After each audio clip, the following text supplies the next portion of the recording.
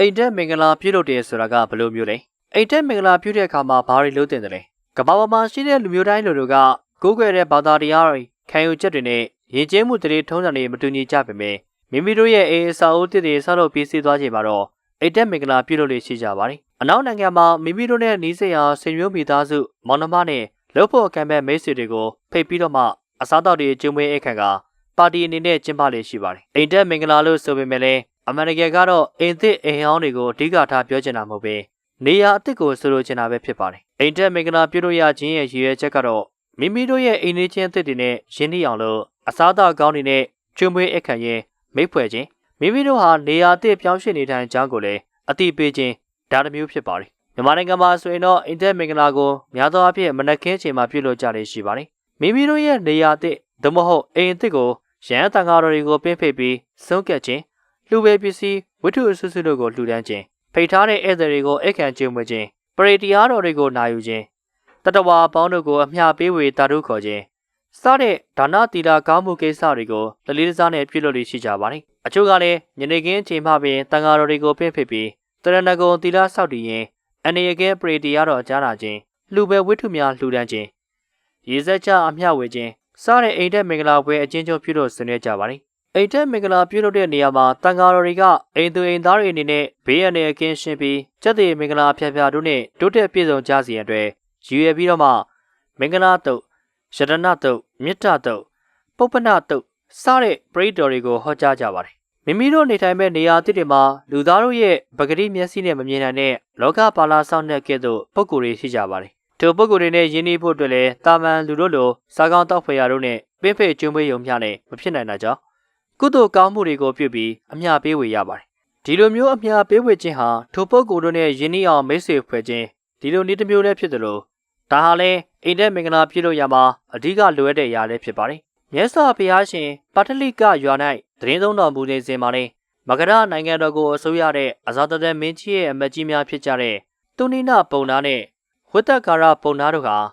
ပါဏာလိရွာငယ်ကိုမြို့ကွက်ချပြီးမြို့သစ်အနေနဲ့တည်ထောင်နေထိုင်ခဲ့ကြပါတယ်အဲ့ဒီချိန်မှာနတ်တို့ဟာလည်းပါဏာလိရွာကအိမ်ယာတွေကိုသိမ်းပိုက်လျက်ရှိကြကုန်ပါတယ်တကိုးကြီးသောနတ်တို့အိမ်ယာသိမ်းပိုက်တဲ့ရက်ကွက်မှာအထက်တန်းစားမင်းနဲ့အမတ်ကြီးတို့အိမ်ဆောက်ရန်စိတ်ညှို့ကြသလိုတကိုးအလက်စားနတ်တို့အိမ်ယာသိမ်းပိုက်တဲ့ရက်မှာအလက်တန်းစားမင်းနဲ့အမတ်တို့အိမ်ဆောက်ရန်အတွက်စိတ်ညှို့ကြကုန်ပါတယ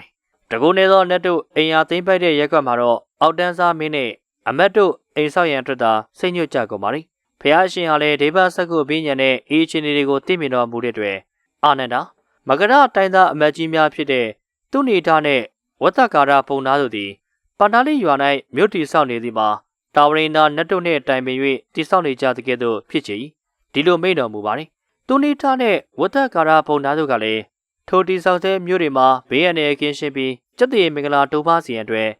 ဖျားရှင်တွေကတန်ဃာတော်တွေကိုပင့်ဖိတ်ခဲ့ကြပါတယ်ဖျားမှုရှိသောတန်ဃာတော်တွေကအမတ်ကြီးတို့ရဲ့အိမ်သစ်စီကိုကြွတော်မူပြီးစုံဖုံးပေးကြပါတယ်ဆုံးကိစ္စပြီးတော်မူတဲ့အခါမှာဖျားရှင်ကပုံနာတို့ပညာရှိသည်အကျင့်အရ၌အိမ်ယာဆောက်လုပ်နေထိုင်၏ထိုနေရာအသစ်၌တီလာရှိ၍ကိုယ်နှလုံးဆောင်သုံးလျက်မြတ်သောအကျင့်ကိုကျင့်သောပုဂ္ဂိုလ်တို့ကိုစွန့်ကြွေးပြီးလျင်ထိုအရ၌ရှိကြသောနတ်တို့အားအလူရဲ့အဖို့ဘာကကိုအမျှဝေရ၏ဤသို့အမျှဝေသည်ရှိသောနတ်တို့သည်ပူဇော်ခံရသဖြင့်ထိုအမျှဝေသူကိုပြန်လည်ပူဇော်ကြကုန်၏ပြန်လည်၍မျက်နှိုးကြကုန်၏မိခင်သည်ရင်ဝယ်သားကိုဆောက်ရှောက်တဲ့ကဲ့သို့နတ်တို့သည်လည်းထိုအမျှဝေသူကိုဆောက်ရှောက်ကုန်၏နတ်တို့ဆောက်ရှောက်ခံရသောသူသည်အခါခသိန်းကောင်းခြင်းမင်္ဂလာတို့ကိုသာမြင်ရလေ၏လို့အိမ်တက်မင်္ဂလာတရားကိုဟောကြားတော်မူခဲ့ပါတယ်ဒါကြောင့်ပဲအိမ်တက်မင်္ဂလာပွဲဆင်နွှဲလှူဒန်းခြင်းဟာဘုရားရှင်တဲ့ထက်တော်ကလေးကနေစတင်ခဲ့တာဖြစ်ပြီးယနေ့ထိတိုင်အောင်လက်ခံကျင့်သုံးလျက်ရှိတဲ့တရားဝါဒဗုဒ္ဓဘာသာရဲ့ယဉ်ကျေးမှုတရားလည်းဖြစ်ပါတယ်ရှင်းမြမာအယူမှာတော့အိမ်တက်မင်္ဂလာဆိုတဲ့အတိုင်းပဲမင်္ဂလာမပြတ်သွားစေဖို့အတွက်တတိထားဆောင်ရွက်ရမယ့်အရာတွေလည်းရှိပါသေးတယ်ဒါကတော့ 1. အိမ်ပြောင်းပြီး6လအတွင်းမှာသာအိမ်တက်မင်္ဂလာပြုလို့ရခြင်းအိမ်စပြောင်းရွှေ့တဲ့နေ့ကစတင်ပြီးတော့နောက်6လကြာတဲ့အထိနောက်ထပ်အိမ်တက်တက်ခြင်းနဲ့အိမ်ပြောင်းရွှေ့ခြင်းများမပြုလို့တင်တော်ဘူးလို့ရှေးယူဆတွေကဆိုပါတယ် 2. ကြီးမနာစရာအိမ်ဆောက်လက်စအချိန်ကစလို့အိမ်တက်မတက်ခင်အချိန်ထိကြီးမနာစရာဆိုရဲရှေးစကားပုံလည်းရှိပါတယ်ဒါတရိษံကြီးကိုခေါ်ဆိုတာမဟုတ်ပါဘူးအိမ်တက်မင်္ဂလာမပြုရသေးပဲအိမ်တက်ပေါ်မှာမေထုံမှီဝဲခြင်းမပြုဖို့ဆိုလိုတာပဲဖြစ်ပါတယ်ရှေးယူမှာတော့ဒါဟာအိမ်ရဲ့ကျက်တည်မင်္ဂလာကိုယုံညံ့စေနိုင်တယ်လို့ဆိုပါတယ် အနောက်နိုင်ငံအချို့မှာတော့အိမ်တက်မင်္ဂလာပွဲဆင်နွှဲကျင်းပခြင်းဆိုတာသူတို့အတွက်တာမန်အိမ်နေချင်းမိတ်ဆွေအသစ်တွေတိုးပွားလာဖို့အတွက်ရည်ကျင်းမှုဓလေ့ထုံးစံသဘောတွေမျှတာဖြစ်ပါတယ်။တရားဝါဒဗုဒ္ဓဘာသာနိုင်ငံတွေရဲ့အိမ်တက်မင်္ဂလာပွဲကတော့ရည်ကျင်းမှုဓလေ့ထုံးစံကိုဘာသာရေးကုသိုလ်ရေးတို့နဲ့ပေါင်းစပ်ပြီးတန်ဖိုးထားကျင်းပလေ့ရှိပါတယ်။ဒါကြောင့်အိမ်တက်မင်္ဂလာပြုလုပ်ခြင်းနဲ့ပတ်သက်ပြီးဒီနေ့အကြောင်းအရာလေးကိုဘုဒ္ဓအနေနဲ့မျှဝေတင်ဆက်ပေးလိုက်ရပါခြင်းဖြစ်ပါတယ်။